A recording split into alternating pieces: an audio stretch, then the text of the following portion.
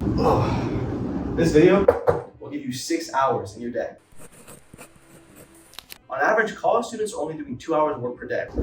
2, that's you. And it's my belief that you're not busy, you're just unorganized. So I want to help. If you watch this video to completion, you'll be 3 times more productive than the average Joe. This is the average Joe, and then this is you. Who doesn't want that, right? This marker is awful. Section 1, your calendar. Step 1, general time blocking. I'm gonna keep this very simple. All you do is you have your day, right? You have like 8 a.m. when you wake up, 11 when you go to bed. What you write down in this section is things you have to be doing. If I have class here, I put class here.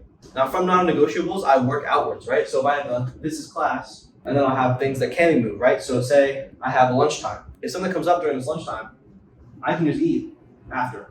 You basically want to build out your schedule in a way that you can have your non-negotiables set in stone and have your flexible times wherever you need to be. It's just a day-to-day plan of what you're going to do and how you're going to do it. That's it. This is the macro, right? And then if you want to go to micro, Notion. I can make an entire video on Notion by itself. If you want to do to-do list day-to-day, long-term tracking, get it. This is your time blocking machine. If you put in 40 hours of untime block work, your output is an extra 20 hours, getting you 60 hours of work you can do. Like we see here, you know exactly when you're going to work and what you need to do, so you don't have all the time for fluff. And if you cut out the fluff, you gain those 20 hours, which I think is fantastic. And this process, even down to the gross detail, is only going to take you 15 minutes. So if you want an extra 20 hours in your week, you can sacrifice the 15 minutes. I did not make that. Okay, step 2, workout, meals, and sleep. Warms, workouts, that's a bicep. I'm a firm believer that everything starts at the gym. If you're looking for a way to fill in all this extra time that you're gonna have once you watch the video, I could not recommend working out more. Besides feeling confident, happy, more energetic, working out transfers to literally every part of your life. The discipline you have in the gym is the discipline you have in life, right? Go work out. Now when working out, if you wanna get the best return on time, workout notebooks are essential. Not only will it help you make gains, they'll help you manage your time in the gym more wisely so you're not wasting any time. Meal times. If you're eating for 30 minutes at each meal, that's an hour and 30 a day that you're spending eating. The only thing you have to do is save yourself 3 hours a week. That's it. If you got 10 minutes off your meal times, you're only eating for an hour a day. This time compounds over the week to get you another 3 hours. And now you're spending a little less time eating. Maybe it'll shave off a few pounds. Sleep. You should be spending at least half your week asleep, right? So before you do anything else, get your sleep intact. It's gonna be really, really hard to apply any of these new skills you have if you're exhausted. On average, you're sleeping for 60 hours a week. And if this sleep is not quality, you're wasting 60 hours a week. So this is the biggest time saver you can do. That's why, going back to time blocking, put in your sleep schedule. I recommend having a set bedtime each night that allows you to get 8 hours. Step 3, work blocking. Now, work blocking. This is a subsection of time blocking, okay? You're gonna be guffawed by the amount of time you have when you plan out your week. I promise. You'll be like, wow, I wasn't doing anything before. Like we said before, time blocking is gonna take you 20 hours. I recommend using at least half of that for work. In order to avoid brain burnout, I use a 6-to-1 ratio. That means for every 6 minutes of work, I'm taking a minute of rest. An hour 30 work block, transferring into a 15-minute break, and then repeating that cycle whenever I have my work period scheduled out, allows me to stay focused but not overworked. Now, in these 15 minutes, I read. I do this for 2 reasons. I spend a lot of time on screens per day, and the more I can limit it, the better I feel, right? And 2, plethora of benefits. You will learn so much. If you like this stuff and want to go more in depth, I do have 2 books I want to review for you. This one's the main one. Everyone talks about it for a reason. Atomic Habits by James Clear. Say you have a day where you have to get 12 hours of work done. And in these 15-minute blocks, allocate that day to read this book and get through it. I would promise that you'll be well on your way to becoming a more productive person. Promise. This one's not talked about, but just as good. You're Too Good to Feel This Bad by Nate Dallas. Another good book, and this is more micro and then macro. Step 4, flow state. When you're in a flow state, you're 500% more productive.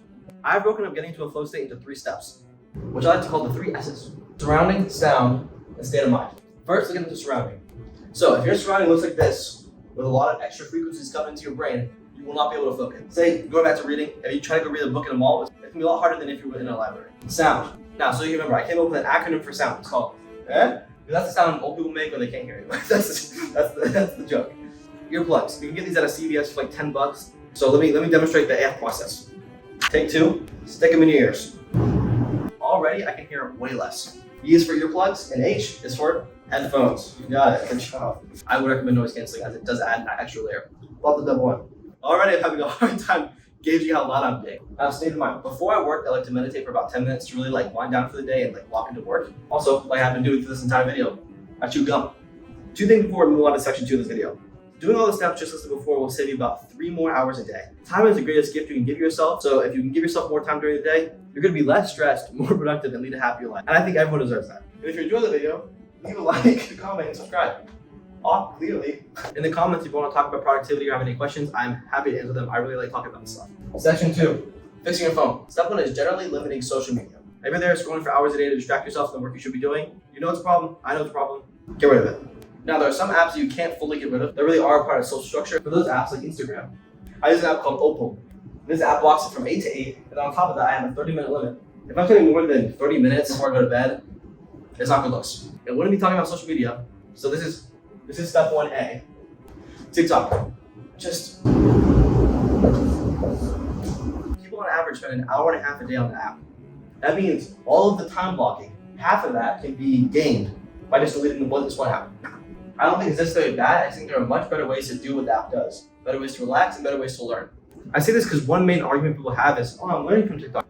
If it takes you 30 minutes to get 15 seconds of information, that is not a good learning cycle. That's like going to class and the teacher walks in, gives you one sentence, and you have to sit there for 30 minutes and then leave. If you want to learn, directly look up the thing you're trying to learn. You get way more ROI on this than this. I like to call this next step the Gray-aning.